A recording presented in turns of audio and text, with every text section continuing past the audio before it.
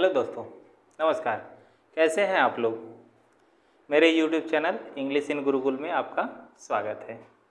जैसा कि मैंने पिछले टॉपिक में बताया था, सिंथेसिस के बारे में बता रहा था, जिसमें से उसको समझने के लिए सेंटेंस को समझना ज़रूरी था। जो मैंने सेंटेंस को बताया था, सेंटेंस का डेफिनेशन बताया था, सेंटेंस के टाइप बताया था, वो दो बेसिस पे मैंने उसको बांटा हुआ था।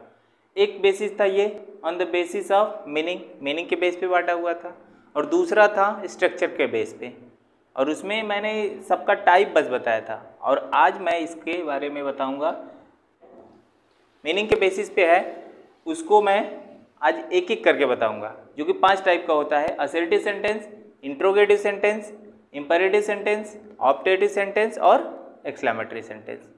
तो आइए चलिए देखते हैं एक एक करके। तो सबसे पहले हम लोग असर्टिव सेंटेंस के बारे में जानेंगे। असर्टिव सेंटेंस क्या होता है? असर्टिव सेंटेंस अगर इसको देखें तो इसमें कोई कार्य को करना या होना या फिर न होना, यही दो चीज़ें होती हैं। या तो इसमें कोई कार्य होता है या तो कोई कार्य नहीं होता है। असर्टिव सेंटेंस किसी भी वर्ग के, किसी भी एक्शन के स्टेट को बताता है, किस अवस्था में वो कार्य हुआ है, कब हुआ है, ये सारी चीज़ें कौन बताता है? Assertive sentence. और वो कार्य हुआ है या नहीं हुआ है, वो असर्टिव सेंटेंस में आता है। तो जैसे कि एग्जाम्पल अगर इसको देखें, he played football, he played football. अगर हम इसको देखें तो यहाँ पर जो काम है, क्या काम किया गया इसमें? प्लेड यानी खेला गया, तो ये कार्य हुआ है। जैसे इसमें दो बात बोली गई थी, एक होना एक न होना, तो यहाँ पर इसमें देखा जाए तो इसमें कार्य हुआ है। अगर इसी को हम ऐसे लिख दें, he did not play football, अगर हम इसको ऐसे लिखें तो यहाँ पर देखेंगे, यहाँ पर कौन सा कार्य हो रहा है, मतलब खेलने का। यहाँ पर भी वही कार्य हो रहा है, लेकिन इसमें नॉट आया है। तो इसका मतलब है कि इसमें कार्य जो है कि हुआ है, लेकिन इसमें कोई कार्य नहीं हुआ है। तो जब भी कोई कार्य होता है या नहीं होता है, वो आता है असर्टिव सेंटेंस में। तो अगर हम देखें तो यहाँ पर असर्टिव सेंटेंस के दो टाइप के सेंटेंस मिल रहे हैं। एक में कार्य हो रहा है और एक में कार्य नहीं हो रहा है। तो इसमें देखेंगे तो जिसमें कार्य हो रहा है उसको हम कहेंगे अफर्मेटिव सेंटेंस, अफर्मेटिव सेंटेंस। और जिसमें कार्य नहीं हो रहा है, यानी जिस भी असर्टिव सेंटेंस में कोई नेगेटिव वर्ड आ जाता है, उसमें उसको हम नेगेटिव सेंटेंस कहा जाता है, उसको हम नेगेटिव सेंटेंस कहते हैं, नेगेटिव सेंटेंस। तो यहाँ पर असर्टिव सेंटेंस को हम ये कह सकते हैं कि असर्टिव सेंटेंस के दो टाइप होते हैं, एक होता है अफर्मेटिव सेंटेंस और एक होता है नेगेटिव सेंटेंस।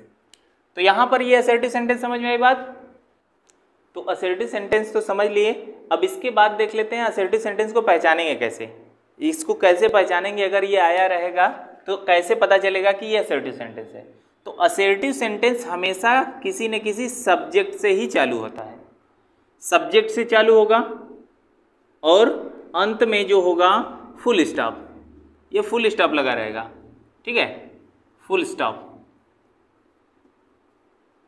फुल स्टॉप लगा रहेगा। और यहाँ पे सब्जेक्ट की अगर हम बात करें तो सब्जेक्ट की जगह पे बस दो ही ऐसे पार्ट्स ऑफ स्पीच है जो कि आ सकते हैं, नहीं तो और कोई भी पार्ट्स ऑफ स्पीच सब्जेक्ट की जगह पर नहीं आता है। वो दोनों कौन कौन है? एक तो है नाउन और एक है प्रोनाउन। इन दोनों के अलावा और कोई भी पार्ट्स ऑफ स्पीच सब्जेक्ट की जगह पर नहीं आ सकता। अगर बाय द वे कोई आता भी है तो वो नाउन की तरह काम करता है। जैसे कि जिरंड एक वर्ब है, जबकि वो सब्जेक्ट की जगह पर आता है, लेकिन कब आता है? जब वह नाउन की तरह काम करता है, और जिरंड जो है कि नाउन की तरह ही काम करता है। तो अगले सेंटेंस की बात करें तो अगला सेंटेंस का टाइप है इंट्रोगेटिव। तो इंट्रोगेटिव का यूज क्यों करते हैं, कब किया जाता है? तो इंट्रोगेटिव सेंटेंस को देखें तो इसका हिंदी नाम है प्रश्नवाचक वाक्य। तो प्रश्नवाचक वाक्य का प्रयोग हमेशा प्रश्न पूछने के लिए करते हैं। तो यहाँ पर हम ये कह सकते हैं कि इंट्रोगेटिव सेंटेंस का यूज किस लिए करते हैं? इंट्रोगेटिव सेंटेंस का यूज हम प्रश्न पूछने के लिए, यानी to ask question, to ask question, इसका यूज प्रश्न पूछने के लिए करते हैं। और जब भी हम प्रश्न पूछते हैं, जैसा कि मैंने पिछले वीडियो में भी बताया था कि प्रश्न जो पूछा जाता है वो दो तरीके से पूछा जाता है। वो दो तरीका क्या है? एक तो ये तरीका है कि कोई किसी से हम प्रश्न पूछे और उसका उत्तर हाँ या ना में मिले, तो वो हो गया पहला टाइप। और दूसरे का जो टाइप है उसका उत्तर हाँ या ना में मिलकर थोड़ा सा बड़ा होता है, कुछ डिस्क्राइब करके बोलना पड़ता है, हाँ या ना में उसका उत्तर नहीं दे पाते हैं। तो वही होता है दो टाइप। तो इंट्रोगेटिव सेंटेंस का यूज पहली बात तो हम जानेंगे कि क्वेश्चन पूछने के लिए किया जाता है। दूसरी बात ये आती है कि ये दो टाइप का होता है, ठीक है। तो यहाँ पर दो टाइप का वो कौन कौन सा होता है? तो यहाँ पर देखें तो पहला टाइप ये जो है, पहला जो कि आता है yes or no type, yes or no type होता है, जिसमें से कि क्या होता है, यही ये वो सेंटेंस है जिसमें आंसर यस या फिर नो में दिया जाता है। और जब भी इस सेंटेंस की स्ट्रक्चर की बात कही जाए तो इस सेंटेंस का स्ट्रक्चर हमेशा किसी न किसी हेल्पिंग वर्ब से ही स्टार्ट होता है। हेल्पिंग वर्ब यानी ऑक्सिलरी वर्ब, हेल्पिंग वर्ब को ऑक्सिलरी वर्ब भी बोला जाता है।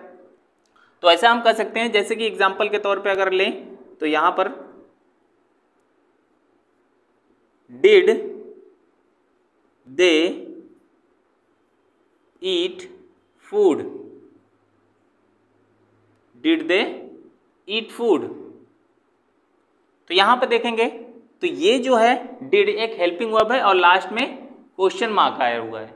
तो क्वेश्चन मार्क आया हुआ है, इसीलिए ये क्या करेंगे, ये हो गया पहले टाइप वाला यस आर नो टाइप। अगर इसका हिंदी जाने तो हिंदी क्या होगा, क्या उन्होंने खाना खाया, क्या उन्होंने खाना खाया। तो अगर इसका आंसर देना होगा तो जिससे भी पूछेंगे वो आंसर दो शब्द में दे सकता है, या तो वो देगा हाँ या तो देगा नहीं। तो इसीलिए इसको कहा जाता है yes or no type interrogative sentence, ठीक है। यदि दूसरे सेंटेंस की टाइप की बात करें इंट्रोगेटिव के, तो दूसरा जो है, दूसरा WH टाइप, WH टाइप कहते हैं। अब WH टाइप इसे क्यों कहते हैं? क्योंकि जब भी हम इंट्रोगेटिव सेंटेंस ये वाला लिखते हैं तो सबसे पहले क्वेश्चन वर्ड लिखा जाता है। और वो क्वेश्चन वर्ड देख लेते हैं, जैसे कि एग्जांपल के तौर पे why are you beating him, why are you beating him. जैसे कि अगर हम जैसे इसका आंसर दे रहे थे कि यस या फिर नो में, वैसे इसका आंसर दे सकते हैं। देख लेते हैं जरा, why are you beating him, तुम उसे क्यों पीट रहे हो। अब इसका यस आर नो में उत्तर दे के दिखाओ, देखो ट्राई करो, आता है? नहीं आएगा, क्योंकि हाँ या ना में अगर उत्तर दिया जाएगा तुम उसे क्यों पीट रहे हो, तो अगर कहा जाएगा हाँ तो ये कोई उत्तर हुआ नहीं। इसका उत्तर बताने के लिए उसका रीजन बताना पड़ेगा, और रीजन बताएंगे तो हम थोड़ा सा और शब्दों का प्रयोग करना पड़ेगा, हाँ या ना का प्रयोग नहीं कर सकते। तो यहाँ पर इंट्रोगेटिव सेंटेंस में हम देखें तो यस या फिर यस नो टाइप से आता है, और दूसरा आता है WH टाइप। तो WH टाइप हमेशा क्वेश्चन वर्ड से शुरू होता है, तो इसलिए इसको WH टाइप बोला जाता है। और WH टाइप ही क्यों बोला जाता है, क्योंकि अधिकांश क्वेश्चन वर्ड जो होते हैं हमेशा WH से ही स्टार्ट होते हैं। अधिकांश, कुछ बस छोड़ दिया जाए, हाउ को छोड़ दिया जाए, तो ऐसे एक दो और हैं जिनको छोड़ दिया जाए तो बाकी सभी क्वेश्चन वर्ड WH से ही चालू होते हैं। तो अब देख लेते हैं इसका स्ट्रक्चर कैसा होता है इंट्रोगेटिव सेंटेंस का। अगर इंट्रोगेटिव सेंटेंस को देखा जाए तो यहाँ पर ये शुरू कैसे होता है, इसको पहचानेंगे कैसे कि यही इंट्रोगेटिव सेंटेंस है। तो इंट्रोगेटिव सेंटेंस को पहचानने के लिए हम देखेंगे अगर कोई सेंटेंस ऐसा आया हो जो किसी क्वेश्चन वर्ड से चालू हो, क्वेश्चन वर्ड मतलब WH टाइप, या फिर इसको ऐसे लिख सकते हैं क्वेश्चन वर्ड, क्वेश्चन वर्ड से चालू हो, या फिर किसी हेल्पिंग वर्ब, हेल्पिंग वर्ब यानी ऑक्सिलरी वर्ब इसी को कहते हैं, से चालू हो, और अंत में इसके क्वेश्चन मार्क आया हो, तो वो क्या होगा, इंट्रोगेटिव सेंटेंस होगा। और यहां पर देखें तो अगर केवल लास्ट में क्वेश्चन मार्क आया है और ये सब नहीं हो तो भी वो इंट्रोगेटिव सेंटेंस नहीं होगा, या फिर क्वेश्चन वर्ड आया हो शुरू में और अंत में क्वेश्चन मार्क नहीं आया हो तो वो भी इंट्रोगेटिव सेंटेंस नहीं होगा। ठीक है, तो यहाँ पर इंट्रोगेटिव सेंटेंस यहाँ पे समाप्त हुआ। अब जो है कि अगला सेंटेंस का टाइप है इंपरेटिव सेंटेंस। इंपरेटिव सेंटेंस जो है कि थोड़ा बड़ा टॉपिक है, उसको समझाने में थोड़ा ज़्यादा टाइम लगेगा। अगर इसमें मैं बताने लगा तो ये वीडियो बहुत ज़्यादा लंबा हो जाएगा, तो इसलिए जो इंपरेटिव सेंटेंस का है उसके लिए मैं एक अलग से वीडियो लेकर आऊँगा जिसमें उसको बताऊँगा। तो आज के लिए यहीं पे इस वीडियो को रोकते हैं। कोई सुझाव होगा तो उसमें कमेंट में डाल दीजिएगा। तब तक के लिए नमस्कार।